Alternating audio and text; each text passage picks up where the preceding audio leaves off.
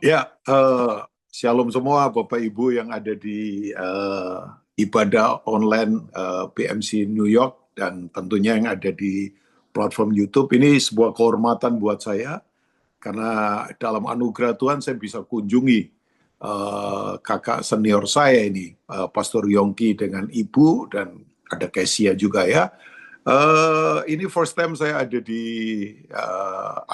New York karena dalam anugerah Tuhan beberapa kali datang ke wilayah West ya. Jadi ini satu anugerah untuk saya ada di sini. Nah, izinkan saya berbagi, ya, selalu saya katakan dari hati saya yang terdalam, tanpa bahwa saya rasa paling pinter, paling hebat, paling rohani sama sekali enggak. Saya tahu setiap kita punya pengalaman hebat-hebat. Ya, saya senang juga kemarin kita ketemu secara tatap muka. Ada beberapa orang-orang yang datang tentunya, ada Pak Akang, ada Pak William dengan Ibu, nah dan beberapa yang lain tentunya ya. Nah, izinkan saya berbagi. Tadi saya suka itu sebelum kita doa firman kan, saya percaya bahwa firman Tuhan itu dari Allah mengubah hidup kita. Itu kan sebenarnya itu tulisan dari papanya Pastor Joel Osteen kan, namanya Pastor John Osteen, kalau Bapak Ibu tahu ya. Itu saya baca buku beliau dari sekian tahun yang lalu, wow ya luar biasa ya. Saya jarang baca buku anaknya, tapi saya lebih suka baca buku papanya. Tapi anaknya juga dipakai Tuhan luar biasa. Tapi saya sangat familiar dengan Pastor John Osteen, dengan buku-bukunya yang luar biasa. Nah, saya izinkan hari ini berbicara, Bapak Ibu ya. Ini di Indonesia kita udah masuk sebuah ibadah luar biasa, namanya Good Friday kan. Ya, sebentar lagi kita akan masuk kepada ibadah kemenangan, ya, bahwa Yesus telah bangkit. Haleluya. Makanya kita punya hari esok, nggak usah takut lagi ya. Nah, saya malam ini coba akan soroti beberapa hal dari apa yang dikatakan oleh kitab 1 Yohanes pasal yang kelima. Ya, kita akan baca coba ayat-ayat ini. Ya, jadi 1 Yohanes pasal 5. Thank you, Kesia atau siapa yang jadi host di sini.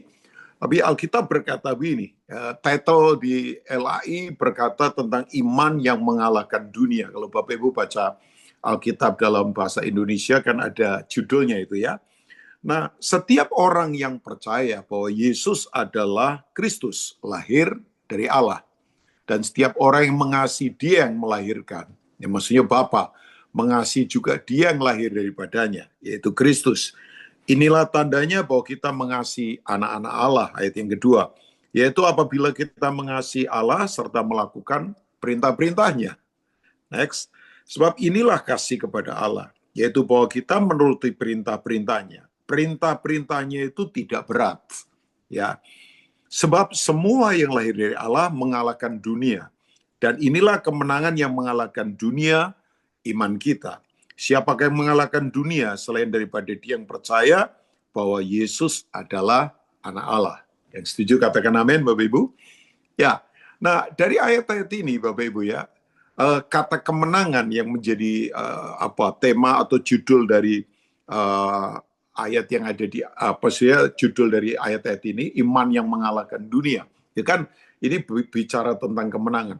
Kata kemenangan sendiri secara cerdas itu ditulis oleh siapa namanya Paulus dengan kata itu tuh, yang kalau kita baca di Roma 8 ayat 37, we are more than a conquerors, ya. Itu bahwa kita ini lebih dari para penakluk, dari para pemenang, ya. Jadi dia memakai kata ini orang ini memang luar biasa, pinter lah diurapi Tuhan, ya. Memang orang kalau diurapi Tuhan pinter, ya. Jadi bodoh pinter bukan soal gelar kan, bodoh pinter itu soal karakter dalam Kristus, ya kan? Ya, sudah pernah ketemu orang yang mungkin ya lulusan Harvard, lulusan Yale University, lulusan UI, lulusan ya mana Melbourne University, ya terserah. Itu kan secara akademik ya. Tapi ternyata banyak orang kalau tidak punya karakter Kristus ya udah, cuman akademik saja, tapi karakternya berantakan. Pengelolaannya nggak ada, tanggung jawabnya nggak ada, sembarangan dalam kehidupan kan. Makanya ya akademik penting Bapak Ibu, mesti Bapak Ibu belajar ya. Nah, tapi kata kemenangan dia pakai kata hupernikau. Ya, Hooper itu hiper kan. Ya, jadi Nikau itu pemenang. Jadi ini memang kemenangan yang di atas nomor satu. Bayangkan. Itu jadi kemenangan yang memang di atas nomor satu. Nah, kemenangan ini adalah kemenangan mentalitas. Ya bukan bukan pernah lihat gak ada orang badannya gede misalnya kayak petinju gitu.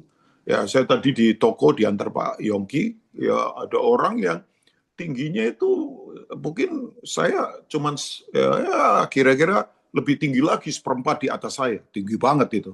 Ya, itu nyusahin orang itu kalau lihat kita mendongak terus pegel kan kepala kita. Makanya kalau lihat orang tinggi tinggi hati pegel kan, kepala kita pegel banget ya. Nah, ya orang minder juga bikin kita pegel karena minder itu sebuah bentuk kesombongan tersembunyi. Rendah diri itu adalah sebuah bentuk kesombongan tersembunyi karena mengandalkan diri sendiri, tidak mengandalkan Tuhan.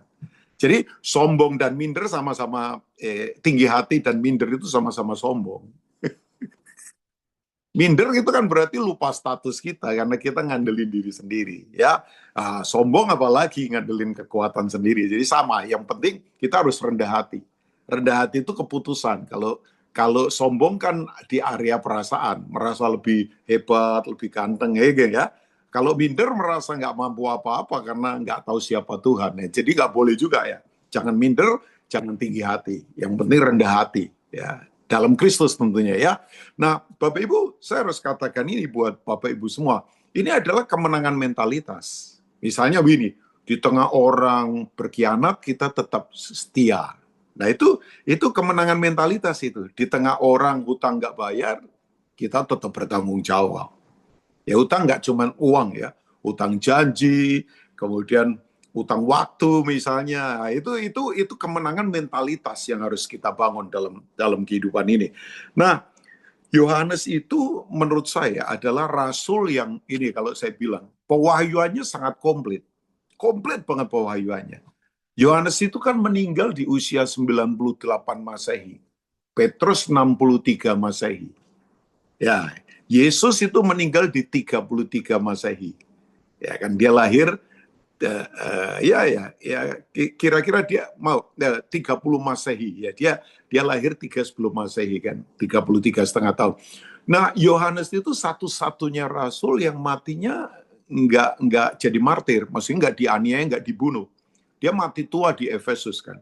Sempat dibuang ke Patmos, kembali lagi. Nah, dia itu pewahyuannya sangat komplit karena melihat perjalanan Kristus sendiri sebagai raja yang turun jadi manusia, kita peringati sebagai itu kan kemenangan di salib itu ya, salib. Makanya salib itu bukan hanya sekedar salib itu pengampunan, jelas itu pengampunan kan. Nah, kalau salib itu pengampunan berarti kita akan gampang bersyukur. Tapi salib itu juga sebuah transisi perubahan sistem. Dari sistem gelap kepada sistem terang. Makanya iman kita harus bertanggung jawab. Ya, pengampunan membuat kita bersyukur. Ya, karena kita dibebaskan dari perbudakan. Bapak Ibu tahu nggak? Satu-satunya guru yang mengajar bahwa dosa itu perbudakan. Bukan sekedar masalah moral ini, tapi perbudakan. Itu hanya Yesus. Makanya dosa tidak bisa ditangani dengan agama, nggak bisa. Ya, termasuk agama Kristen nggak bisa. Ya, agama kan upaya manusia untuk membenarkan dirinya di hadapan Tuhan. Itu sebetulnya bentuk kesombongan juga karena upaya kita. Ya, nah transisi di mana kita berpindah dari sebuah sistem gelap kepada sistem terang. Nah, di situ nanti akan melibatkan tanggung jawab dalam kehidupan, karena kita sudah berpindah bukan lagi hidup buat diri sendiri. Makanya orang yang hidup dalam salib selalu berfokusnya kepada hidup komunal bersama-sama, tidak lagi mementingkan diri sendiri.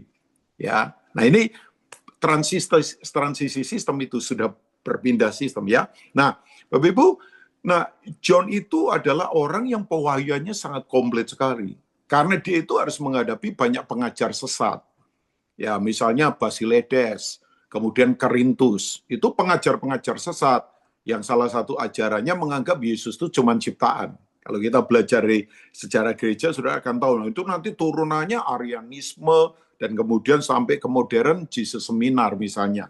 Charles Templeton yang berkata bahwa Yesus itu hanya tokoh moral. Padahal Charles Templeton itu adalah teman baiknya Billy Graham.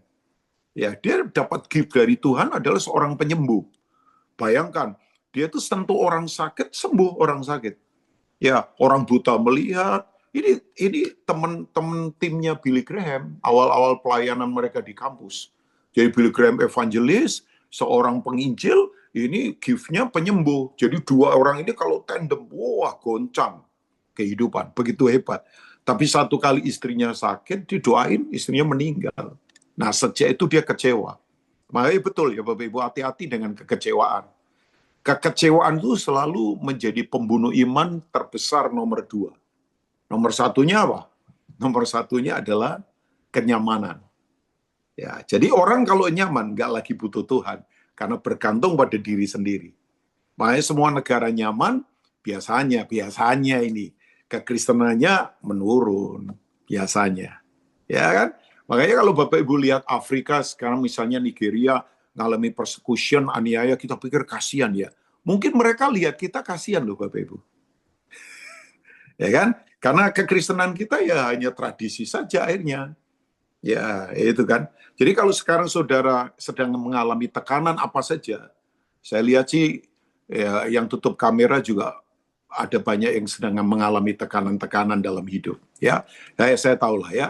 Saya kalau lihat wajah orang tahu kok wajah yang jatuh tempo seperti apa kelihatan ya. Jadi jatuh tempo terus wajahnya karena kreditnya banyak tiap bulan. Jadi saya ketemu teman saya lama nggak ketemu, saya bilang wajahmu wajah jatuh tempo. Tiba-tiba dia kayak menangis. Iya Pak Rubin, tagihanku banyak tiap bulan ya. Nah ya itulah ya. Jadi saya berani bilang karena teman dekat saya. Kalau sama saudara kayaknya agak khawatir, takut saya ditengking jadi kodok kan, nggak enak banget ya.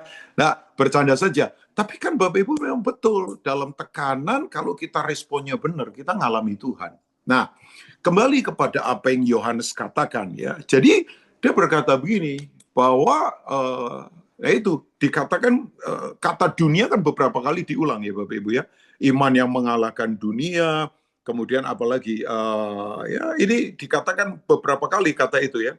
Jadi bahwa setiap orang yang mengasihi dia ya lahir dari Allah itu kalau kita lihat ayat yang ketiga yaitu ayat yang keempat ya, sebab semua yang lahir dari Allah mengalahkan dunia dan inilah kemenangan yang mengalahkan dunia yaitu iman kita. Nah, itu ayat 4 diulang beberapa kali, kata dunia. Bapak Ibu tahu ya dunia ya, saya nggak tahu pernah sampaikan ini atau tidak, dunia itu beda dengan bumi. Itu kata ya, ayat 4 itu, thank you ya. Itu yang lahir dari Allah mengalahkan dunia. Inilah kemenangan yang mengalahkan dunia, yaitu iman kita. Nah, dunia ini disebut dengan sistem kan. Sistem yang sekarang ada di kehidupan kita, di masyarakat kita. Itu sistem. Bumi beda dengan dunia. Bumi itu miliknya Tuhan. Clear. Final. Itu sudah nggak bisa dibantah. Ya, pada mulanya Tuhan menciptakan langit dan bumi. Kata bumi sendiri kan berasal dari kata earth itu kan, tanah. Itu ditulis di Alkitab King James 2875 kali. Jadi bumi itu warisan kita, di mana kita tinggal di bumi. Makanya kan kita punya fisik, karena kita berasal dari materi bumi. Makanya tidak punya tubuh dilarang hidup di bumi, karena itu menakutkan. Itu bangsa gendruwo, tuyul, ya nini tau, nenek sihir gitu ya.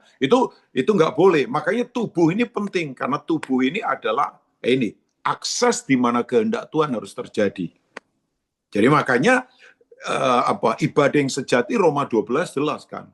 Reasonable worship, penyembahan yang wajar yang masuk akal itu bukan hanya nyanyi, tapi tubuh dipersembahkan.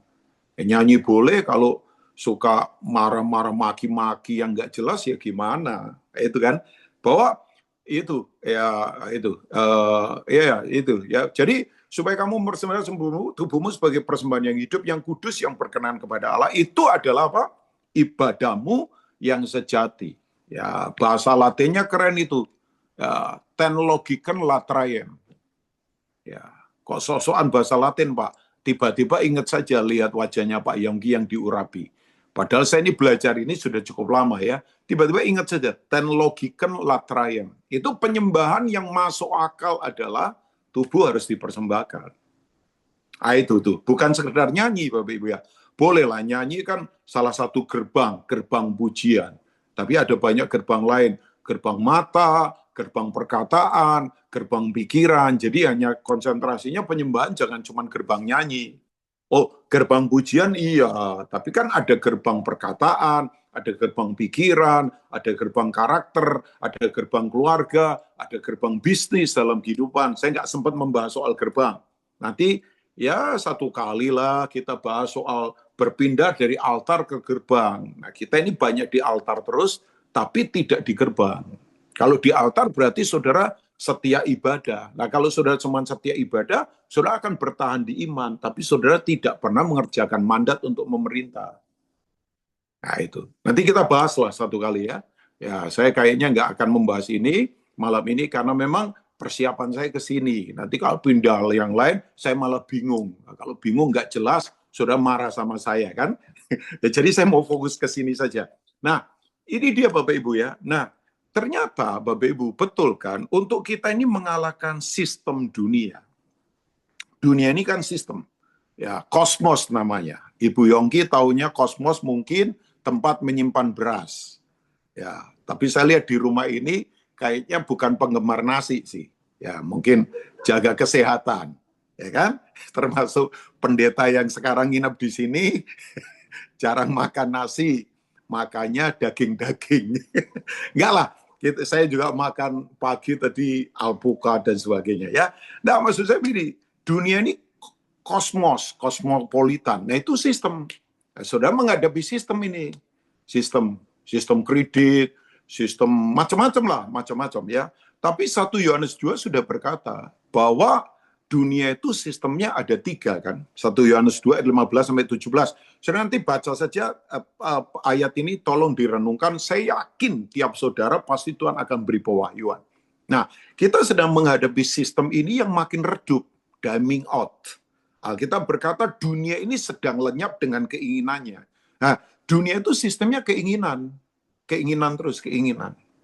Keinginan itu kalau dituruti bisa jadi monster yang menakutkan.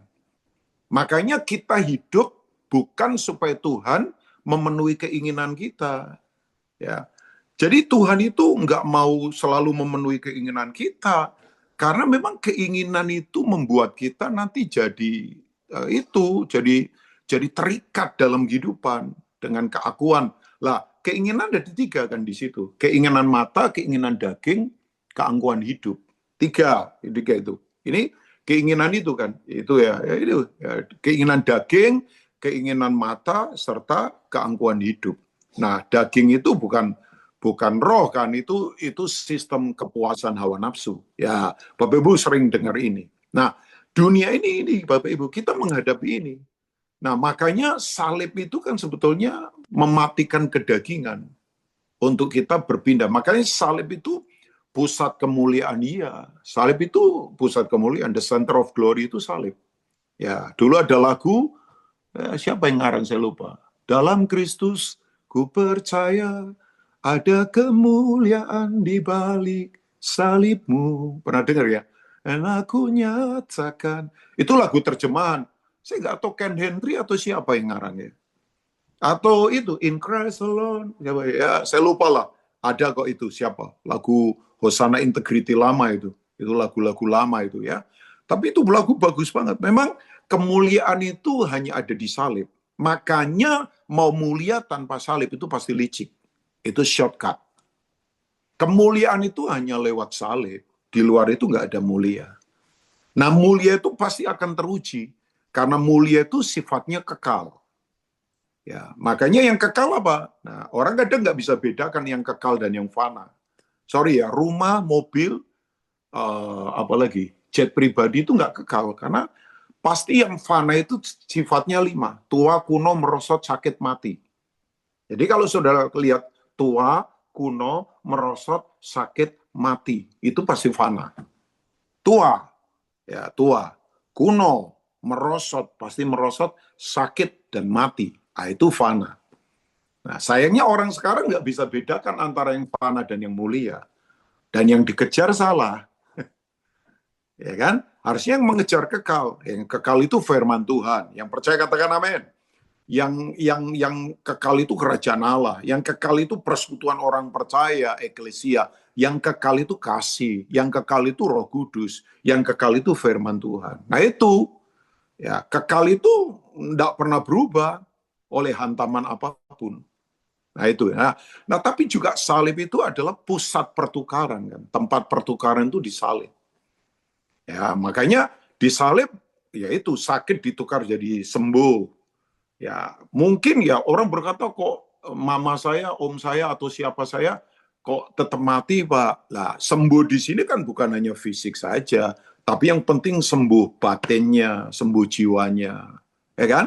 Ya mati itu kan memang sebagai akibat konsekuensi manusia memilih hidup dalam dosa, maka harus mati secara tubuh, nanti dibangkitkan dalam tubuh kemuliaan. Nggak usah takut lah.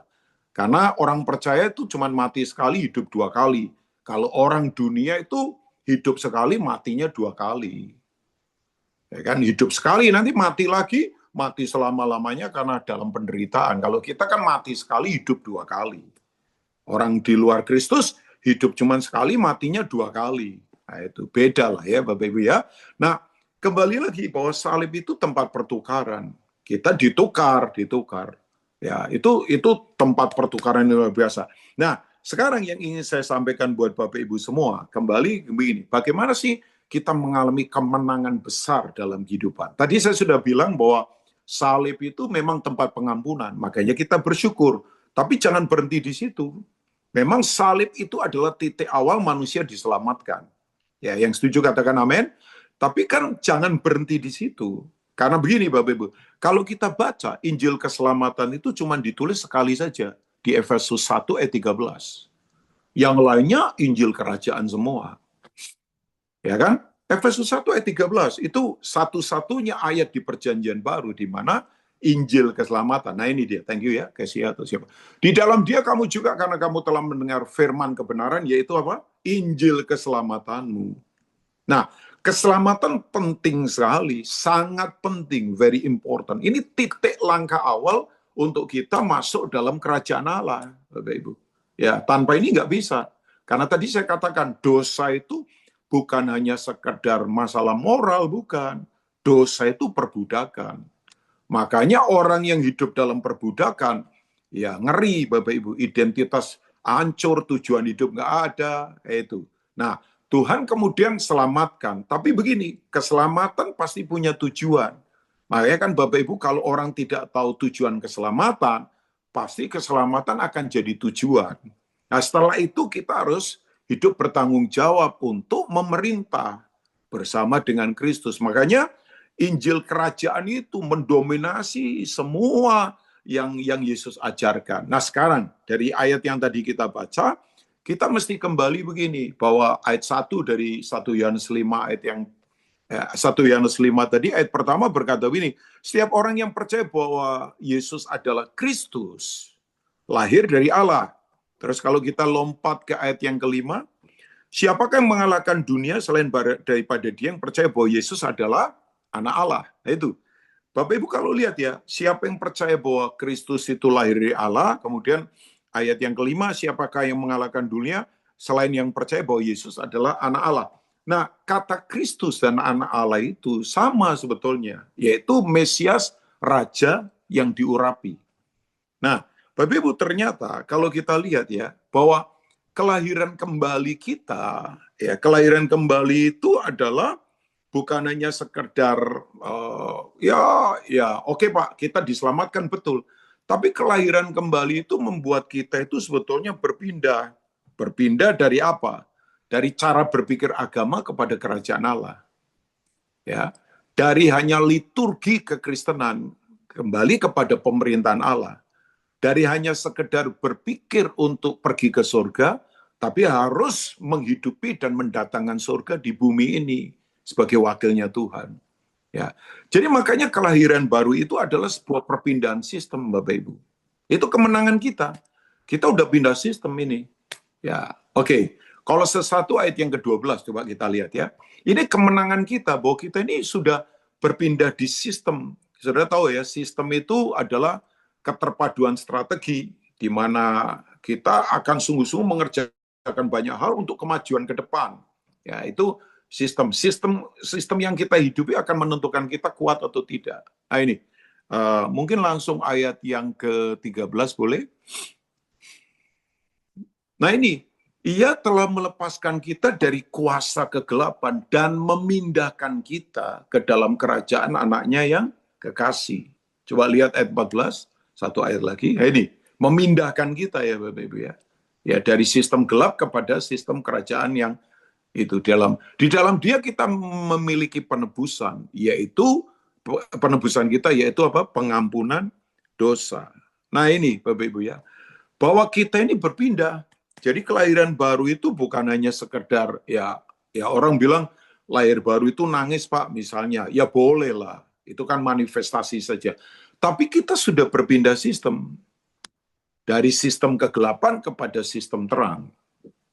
Ya, karena kerajaan Allah itu punya sistem, kerajaan Allah itu punya hukum, kerajaan Allah itu punya otoritas. Yang namanya kerajaan kan pasti punya wilayah, otoritas, hukum. Nah, kita sudah ada di situ. Makanya Bapak Ibu nggak usah khawatir dengan semua kegoncangan yang ada. Ini Pak Pendeta ngomong enak karena Bapak Pendeta bukan. Jabatan pendeta saya nggak menolong kok, saya selalu katakan. Tapi kalau saya ada dalam sistem kerajaan Allah, itu kita tidak akan tergoncangkan. Ya, nah kita tahu kan sistem dunia yang kita hadapi, misalnya ini sistem dunia ya, adalah misalnya sistem mamon. Ya, saudara, uang itu nggak salah, uang itu kan netral. Uang itu memang alatnya dunia. Ya, walaupun Pastor Yongki ini gembala, pastor lah di BMC New York, saya yakin ya uang kertasnya beliau tidak pernah gambarnya Petrus, saya yakin. Ya, walaupun ya rohani, walaupun Pak Akang ini bendahara misalnya, apakah uangnya Bapak ini gambarnya Paulus misalnya kan enggak. Ya enggak lah. Uang yang ada di dompet kita itu selalu gambarnya pemimpin dunia. Ya, kalau di Indonesia ya ada gambarnya mantan pemimpin. Di Amerika nominal tertinggi ya pasti gambarnya pemimpin dunia, pemimpin Amerika, presiden Amerika. Ya karena memang uang itu milik sistem dunia. Nah kita ini hidup dalam dunia kan. Kita pasti pakai uang. Tapi begini Bapak Ibu, uang sudah tidak lagi menjadi tuan dalam hidup kita. Ya, yang menjadi tuan tetap Yesus. Wah, amin, gampang. Tapi kenyataannya dalam hidup begini, Bapak Ibu. Ya, dalam hidup, apakah memang kita sudah pindah sistem sebetulnya? Ya, nah, kapan uang dijadikan tuan kita? Nah, itu yang disebut dengan mamon. Jadi ketika uang sudah menjadi pribadi yang disembah orang, nah itu uang itu sudah jadi mamon. Matius 6 ayat 24 kan. Nah itu, jadi uang nggak salah, uang itu netral karena uang sistem dunia, kita tinggal di dunia. Makanya Yesus berkata dalam Yohanes 17, Bapa, ya itu kan, itu ayatnya ya. Kita nggak bisa mengabdi pada dua tuan, two head. Ini raja Bapak Ibu. Tuan ini kan berarti punya wilayah kekuasaan, otoritas, tuan ya. Ya, kalau kita mengasihi yang satu, kita membenci yang lain. Dan sebaliknya, itu normal banget Bapak Ibu. Makanya kalau saya bilang agak tegas ya, nggak apa-apa ya, bahwa orang yang cinta uang, nggak mungkin cinta Tuhan. Saya ngomong cinta loh Bapak Ibu ya, cinta ya. Ya, bukan menggunakan loh, cinta. Makanya buat saya ya, ini bukan karena saya pendeta. Saya belajar mengelola ini. Bahwa uang itu hanya alat transaksi saja, alat jual beli. Udah, itu aja. Tidak lebih dari itu. Ya. Nah, kalau sudah lebih bahayanya, uang sudah jadi alat kekuasaan. Bahkan jujur ya, saya harus katakan, para pemimpin yang tidak punya karakter Kristus, pasti gunakan kekuasaannya pakai cara ini. Kalau nggak jabatan, ya uang mengintimidasi orang. Oh, pasti. Udahlah, Bapak Ibu lebih tahu dari saya lah. Ya, pastilah, pasti. Ada yang Bapak Ibu diintimidasi karena ini. Sampai akhirnya orang kompromi. Ya, misalnya gelar imannya ditukar untuk dapatkan ini. Ya, karena ini memang medan tempur kita, Bapak Ibu. Ya, ini termasuk medan tempur saya. termasuk medan tempurnya Pastor Yongki, Pastor Lukas Kusuma, semua kita punya medan tempur di sini, Bapak Ibu. Nah itu, makanya mesti perlu terus dikelola, latihan ini, latihan terus, exercise terus ini pada sisi ini. Ya, saya itu kadang secara profetik. Nah kita kan profetiknya kadang macam-macam. Mungkin Ibu Yongki profetiknya tengeng-tengeng apa atau siapa, nggak apa-apa. Kalau saya salah satu profetiknya, saya selalu ngomong sama dompet saya. Ya misalnya dompet ini, saya bilang, kamu jangan kurang ajar sama saya ya. Kamu itu hambaku. Kalau dia sudah kita jadikan Tuhan, wih itu, kakak adik bisa tonjok-tonjokan, sahabat bisa berkhianat, bisnis bisa hancur berantakan, rusak semuanya, gara-gara itu, Bapak Ibu. Ya, Bapak Ibu menangkap ya.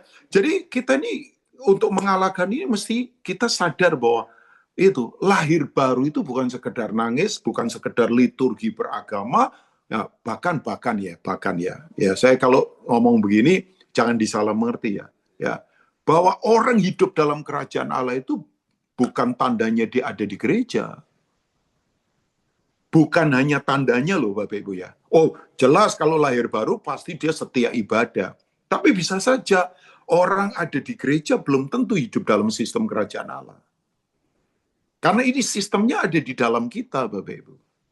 Nah itu, ya Bapak Ibu mesti kembali kepada ini. Jadi salib itu membuat kita berpindah transisi sistem. Tadi saya katakan, kalau salib itu pengampunan, kita akan bersyukur. Syukurnya kita dari dalam.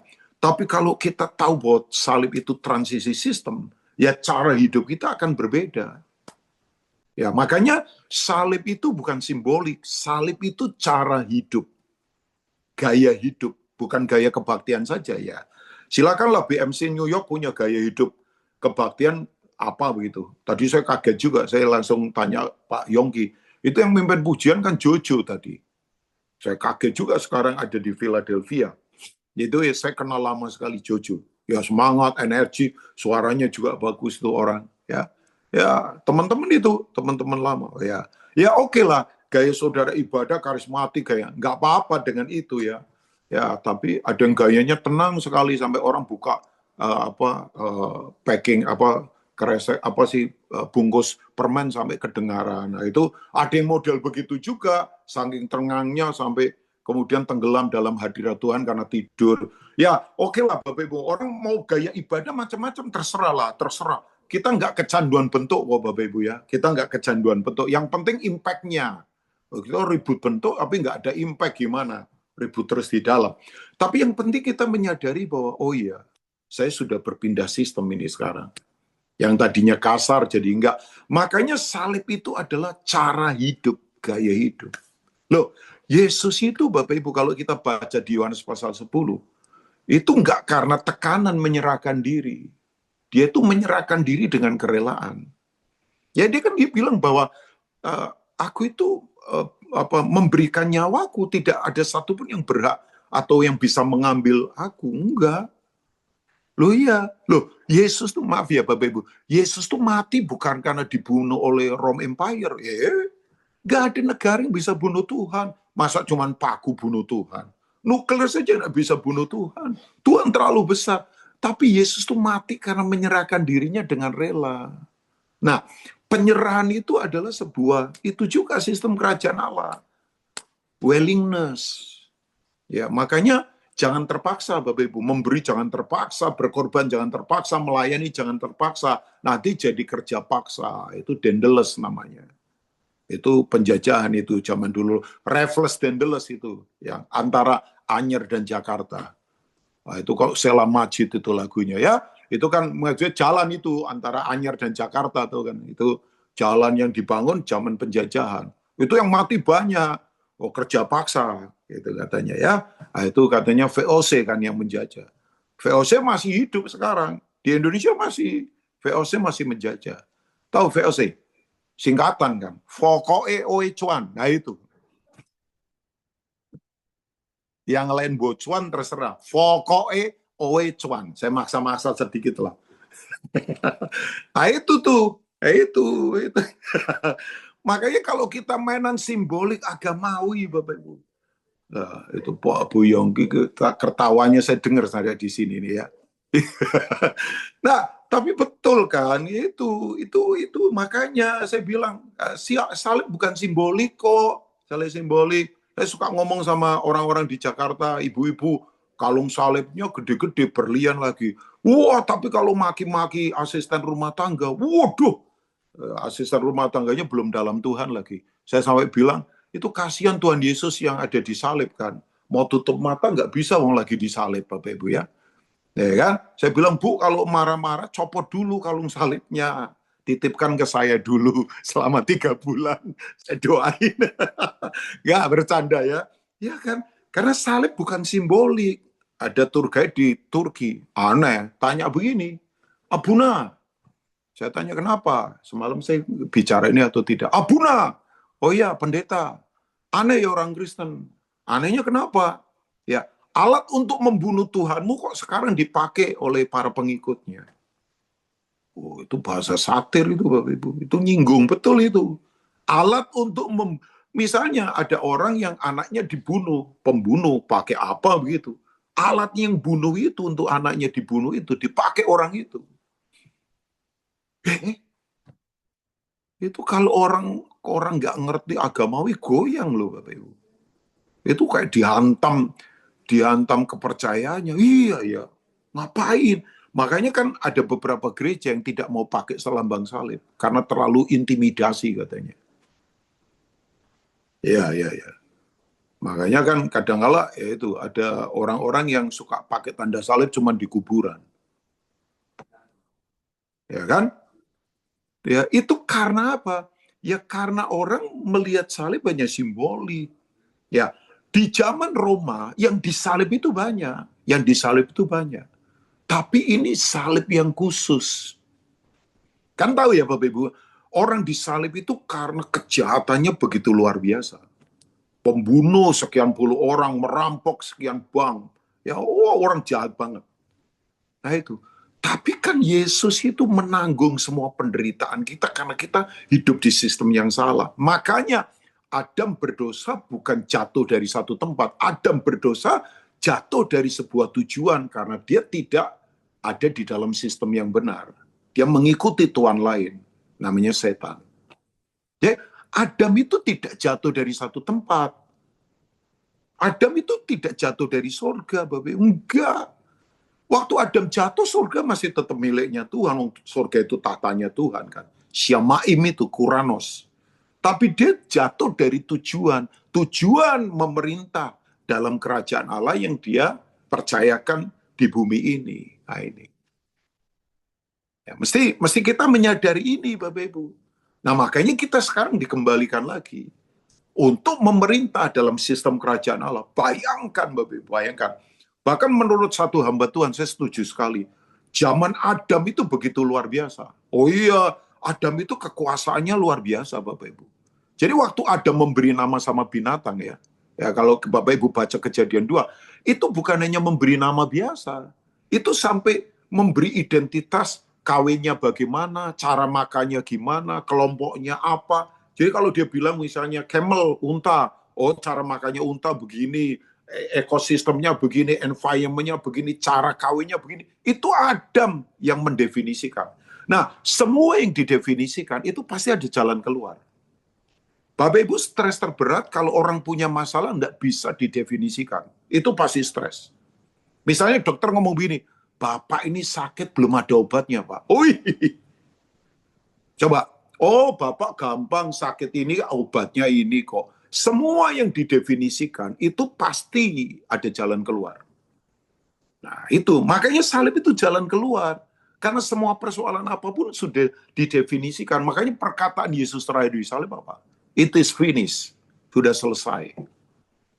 Bayangkan, hari ini sampai ujung kekekalan semua sudah diselesaikan. Yang percaya katakan amin.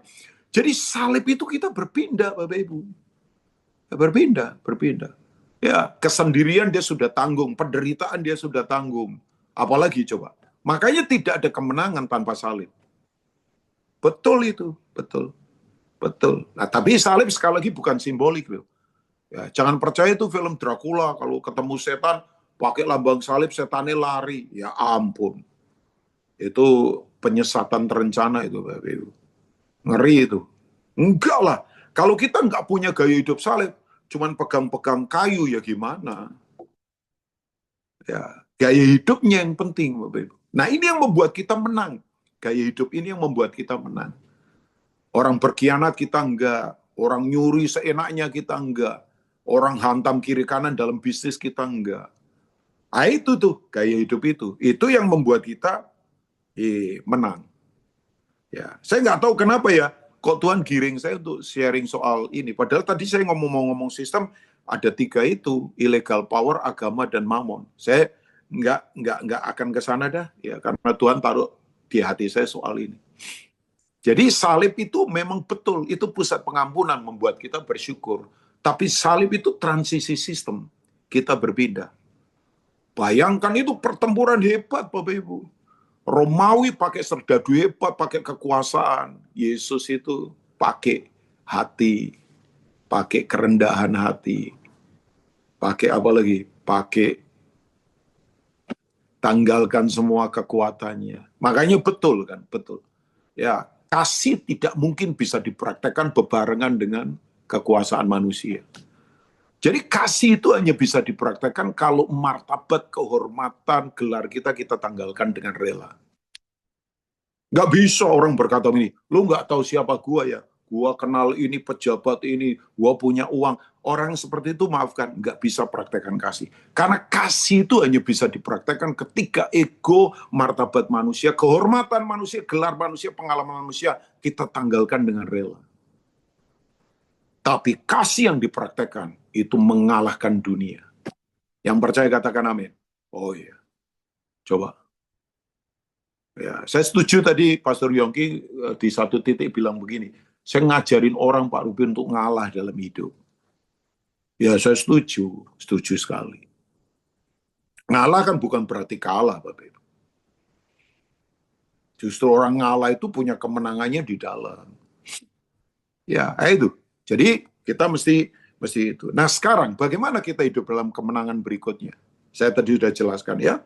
Kemenangan berikutnya ya itu. Jadi saya bilang tadi kelahiran kembali bukan hanya soal beragama, tapi perpindahan antara itu tadi.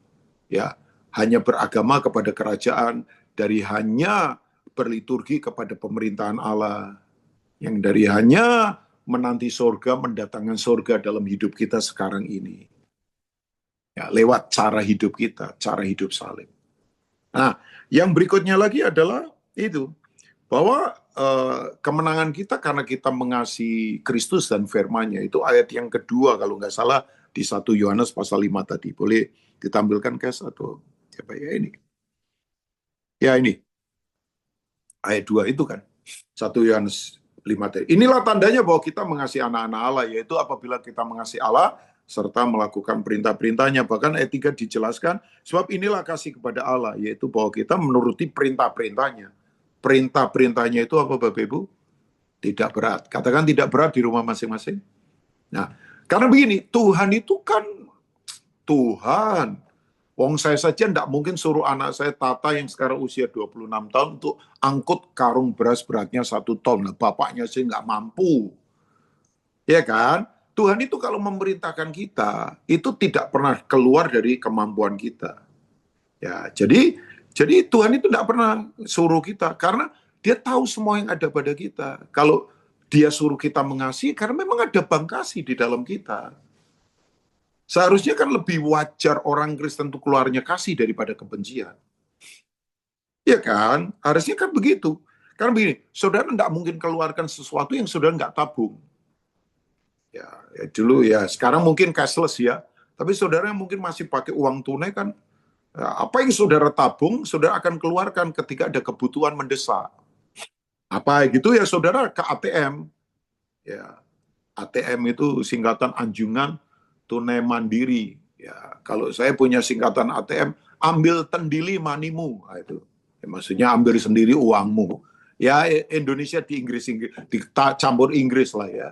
Ya, karena M kan, kalau mestinya U kan, ATU. Nah, ini ATM ya ambil tendili manimu. Ya, mestinya ATU. ambil tendili uangmu. Ya. Ini saya pakai bahasa-bahasa begini supaya saudara ya nggak terlalu ngantuk udara dingin begini di New York. Ya, yang lain sih. Nah, tapi kan kita akan keluarkan apa yang kita tabung. Nah, harusnya orang Kristen tuh lebih banyak tabungan kasih daripada kebencian kan. Ya kan?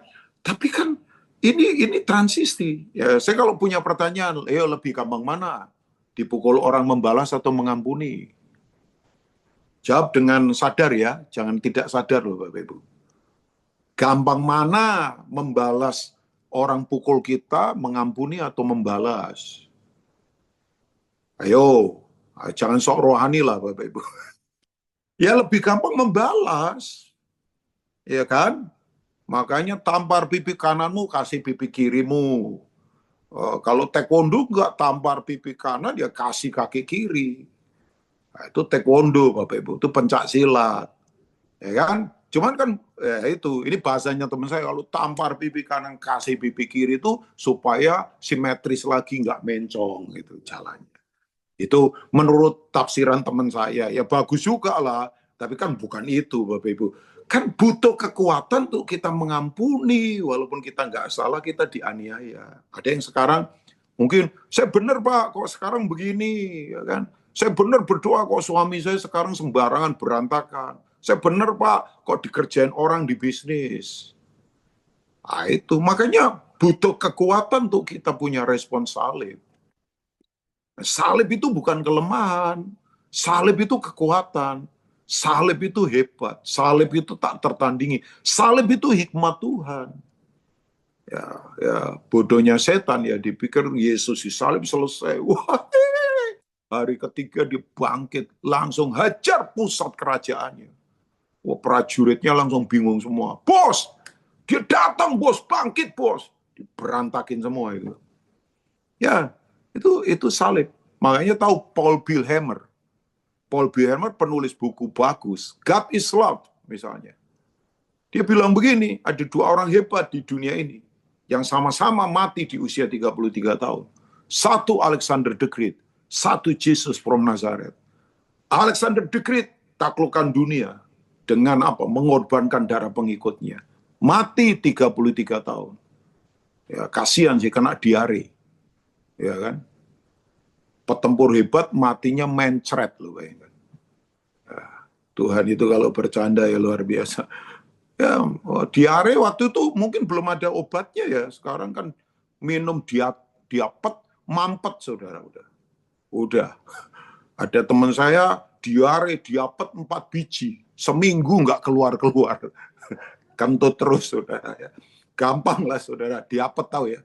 Di Amerika nggak ada diapet, itu obat aneh orang Indonesia itu diapet, tolak angin, namanya aneh-aneh itu ya. Saya nggak tahu. Yang nggak ada tolak miskin. Nanti mungkin bikinlah dari Amerika tolak miskin itu obat apa saya nggak tahu ya. Ya. Nah, itu Bapak Ibu ya. Jadi dia mati. Makanya waktu dia mati tahu Alexander the Great waktu mati dia suruh itu tangan kanan sama tangan kiri dikeluarkan dari peti. Jadi tangan kanan tangan kirinya dikeluarin. Ya, itu wasiatnya dia. Saya nggak tahu dilakukan atau tidak. Mungkin dilakukan karena dia bilang begini. Saya ternyata nggak bawa apa-apa tuh. Cuma 2x1 aja kan kuburannya. Padahal dia penakluk dunia. Tapi dia taklukkan dunia dengan darah pengikutnya. Tapi bayangkan, ada pria dari Nazaret yang taklukkan dunia dengan mengorbankan darahnya sendiri. Itu Paul Bilhammer punya itu. Punya buku. Puisi sih. Wah itu puisi keren sekali. I think ya judulnya God is Love. Dia punya buku. Kalau nggak salah ya buku itu. Saya sudah lama itu baca buku itu. Tapi ini orang memang, waduh luar biasa. Nah itu, jadi apa? Bapak-Ibu, coba kembali lagi bahwa ciri dari kita mengalahkan dunia ini adalah jelas ketaatan, obedience. Ya, saudara setuju atau tidak ya? Ketaatan itu membuat kita membangun atmosfer yang hebat. Begitu kita lepaskan doa, itu sasarannya tepat. Presisi. Ya, presisi.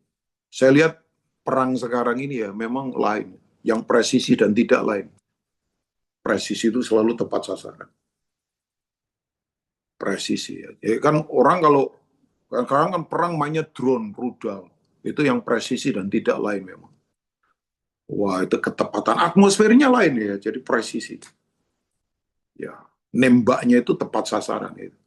Nah, ketaatan itu membangun atmosfer begitu. Ya, Bapak Ibu. Makanya betul kan, ketaatan itu ekspresi tertinggi dalam penyembahan. Nah, ketaatan itu adalah yaitu mentaati, mendengar firman dan melakukannya dalam kehidupan. Makanya orang taat tanahnya diberkati Tuhan.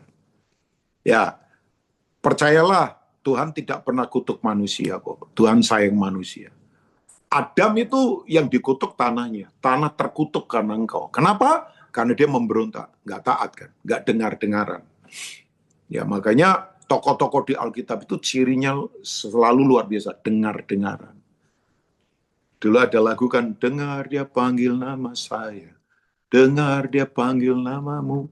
Tapi harus dibalas dari pihak kita. Ku jawab ya, ya. Nah, itu. Jadi orang-orang besar di Alkitab itu telinganya memang tajam. Telinganya mendengar. Tapi kemudian melakukannya. Itu tergerak dan bergerak.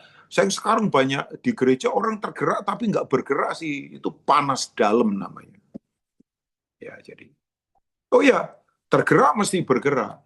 Ya, jadi begini, tajam mendengar, tajam tindakan. Tidak tajam pendengaran biasanya ya tidak tajam bertindak. Tidak mendengar pasti tidak bertindak. Pastilah, pasti. Nah yang paling kacau lagi, tidak mendengar bertindak. Itu nekat, Pak. Ya, jadi kalau sudah nak mendengar dari Tuhan, jangan bertindak. Dengar betul-betul, dengar.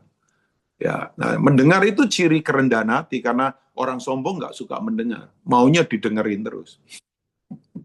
Ya, ini saya karena bicara sebagai pembicara ya saya bicara ya, saya suka mendengar, belajar melatih untuk mendengar karena ini soal kerendahan hati, mendengar dengan perhatian kemudian mengerjakannya dalam kehidupan. Tembok Yeriko itu runtuh bukan hanya soal nyanyian, tapi atmosfer ketaatannya udah dibangun selama seminggu.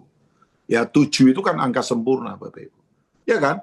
Keliling sekali, hari kedua 2 sekali, hari ketiga sekali, hari ke-7 7 kali. Padahal Israel itu lahir sebagai bangsa yang berperang. Mereka itu memang berperang dari awal. Maka kalau sekarang ini misalnya ya orang berkata kok sering perang. Nah, memang dari awal, dari dulu sudah sering perang kok Bapak Ibu. Nah, coba kalau Bapak Ibu baca, perang terus itu di Alkitab itu. Ya, tapi bayangkan mereka tuh biasa berperang selalu menang. Tiba-tiba Tuhan berkata begini, diam, tanggalkan strategimu, tanggalkan semua keahlianmu, tanggalkan pengalamanmu. Itu enggak gampang, Bapak Ibu. Diam. Biar aku yang berperang ganti kamu. Wah, begitu hari ke-7, 7 kali sorak-sorai, Bapak Ibu. Tahu Yeriko ya, Bapak Ibu, Yeriko. Yeriko itu bukan sekedar tembok. Yeriko itu ada ilah namanya Dewi Kuil Bulan. Itu penyembahan berhala, itu pusat setan. Perjinanya luar biasa. Salah satu imamnya Rahab, perempuan kan. Ya Rahab. Jadi kalau orang kemudian menyembah berhala di situ, itu langsung ke pelacuran. Itu pelacuran bakti, Bapak Ibu. Ya kan saya selalu bilang, di mana ada penyembahan berhala pasti ada perjinahan. Pasti manifestasinya. Dan Tuhan berkata, kalau engkau punya ilah lain, kau berzina di hadapanku. Itu pasti, Bapak Ibu, manifestasinya. Wah, itu tembok. Tembok Yeriko itu menurut tafsiran orang, itu minimal lebarnya 8 meter. Jadi untuk race, bayangkan, itu kereta bisa balapan di atasnya tembok. Imagine nggak Bapak Ibu? Itu roboh. Saya nggak tahu tembok saudara sekarang hadapi apa. Ya, tembok saudara sekarang hadapi apa. Ya itu. Jadi ini meroboh semua ke dalam. Itu saya kalau ada di situ pasti akan tiba-tiba bisa melongo mendadak, ya bisa ngiler mendadak karena lihat ketakjuban begitu luar biasa. Tapi kan diam itu nggak gampang, Bapak Ibu.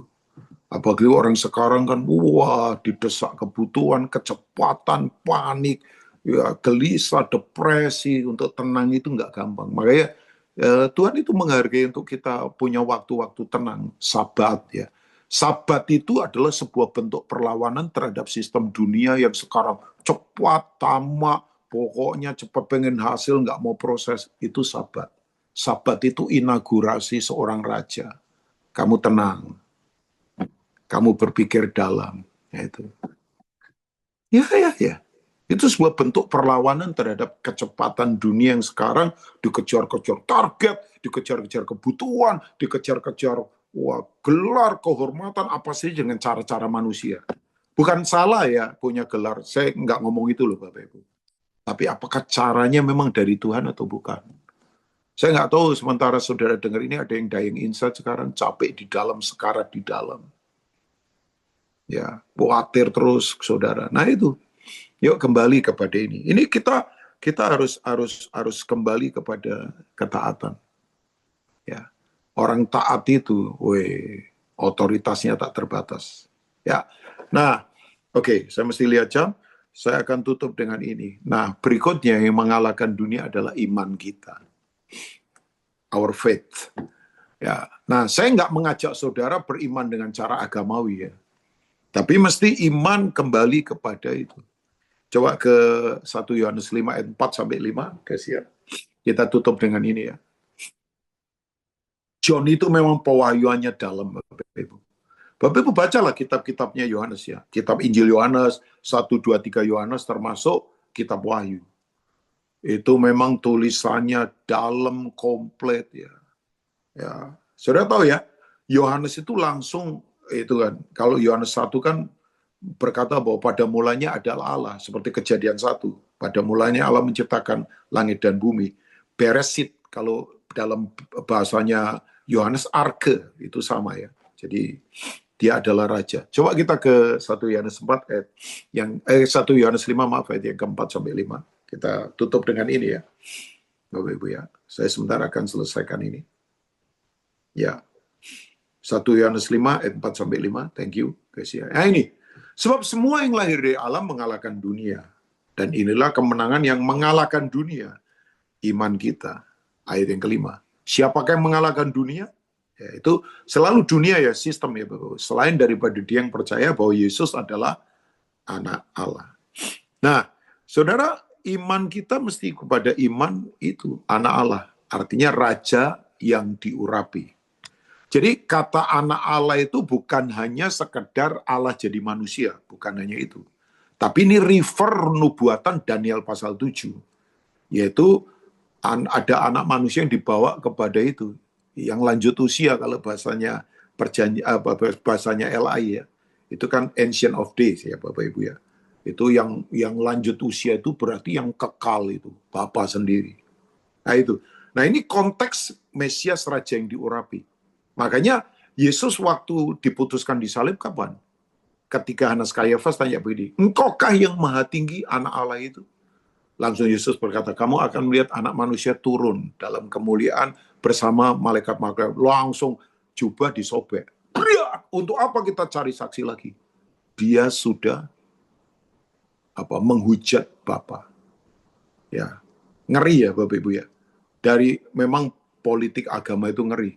Dari tadinya isu penghujatan kepada isu itu, isu mau kudeta raja. Ya, mereka sampaikan ke Pilatus, sampaikan ke Kaisar itu adalah isunya isu ini loh mau mengkudeta pemerintahan.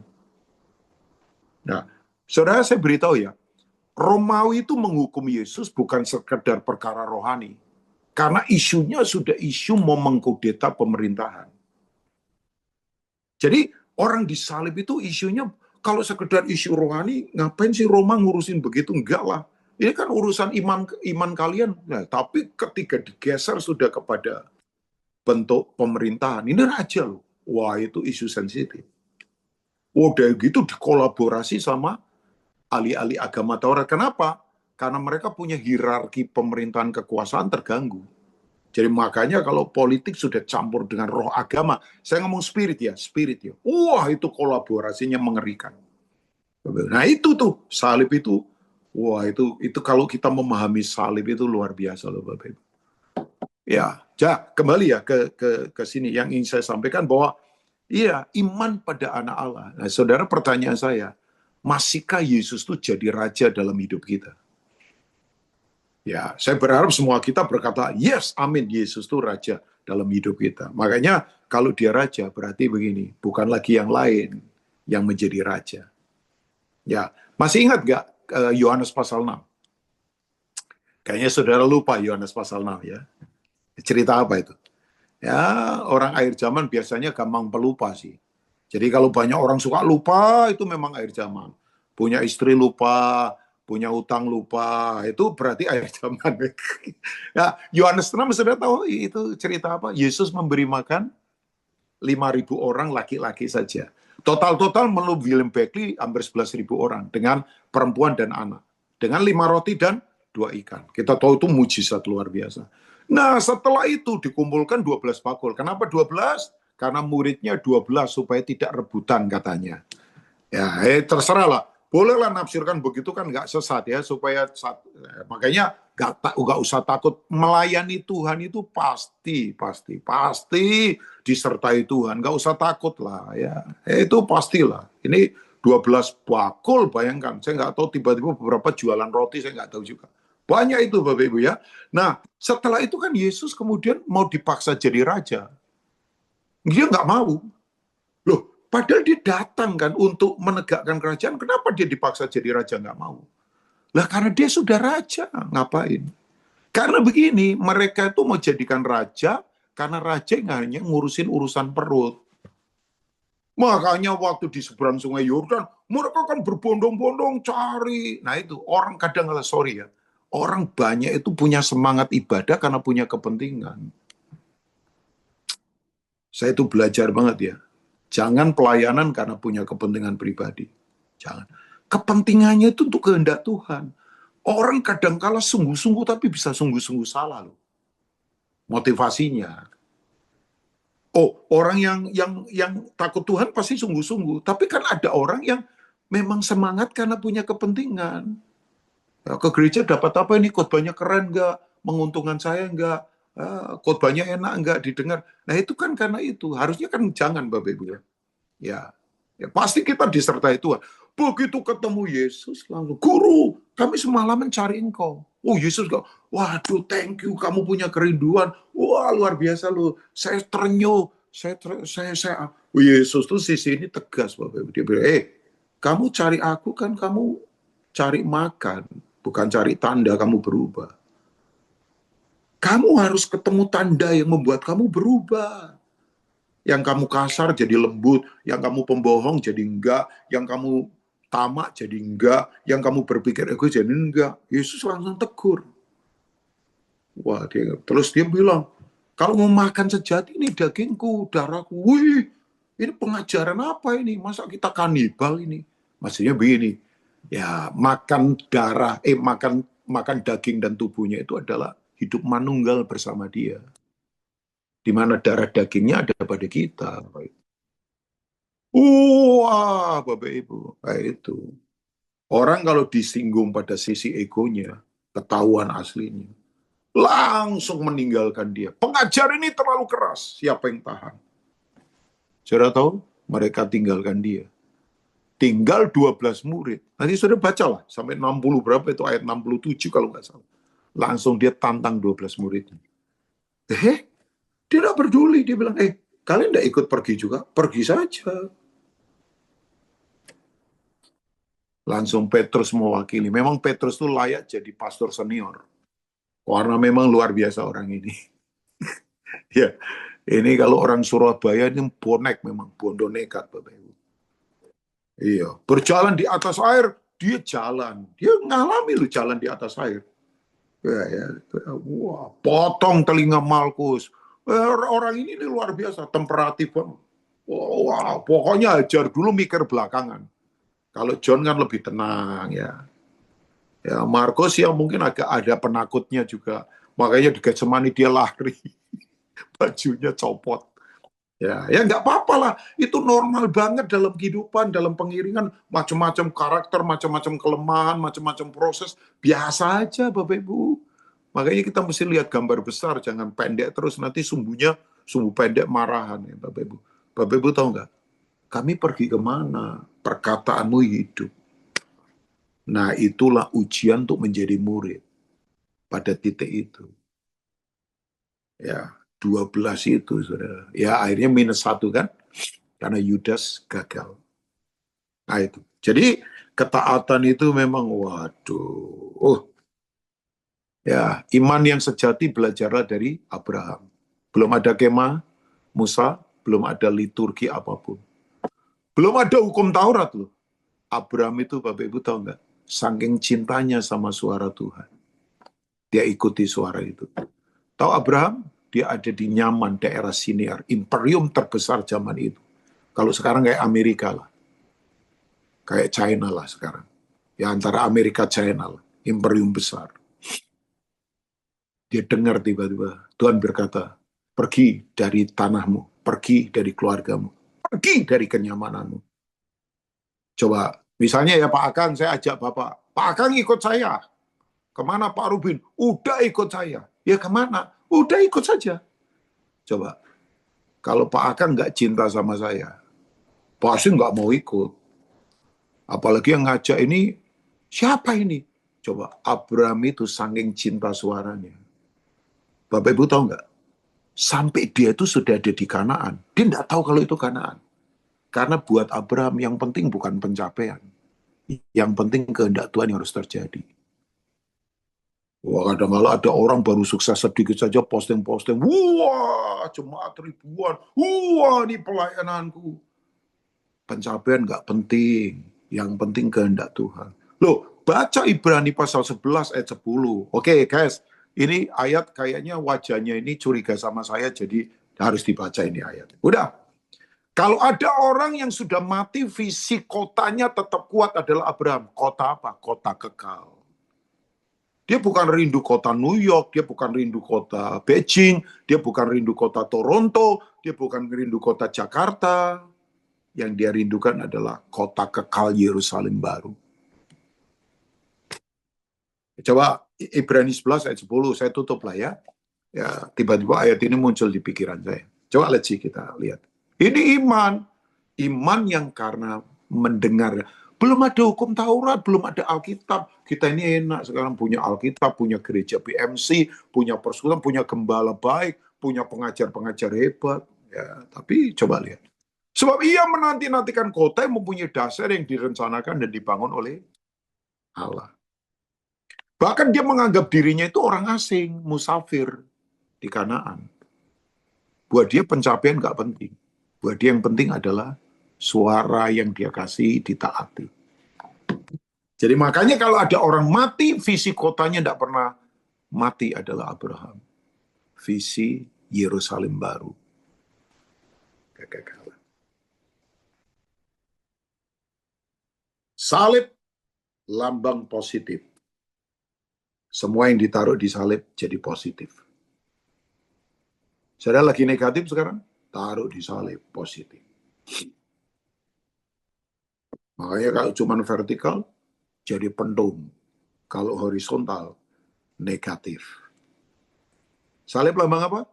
Plus, positif. Kiralapa shekete karalapata kasokoto koralapa paralapa.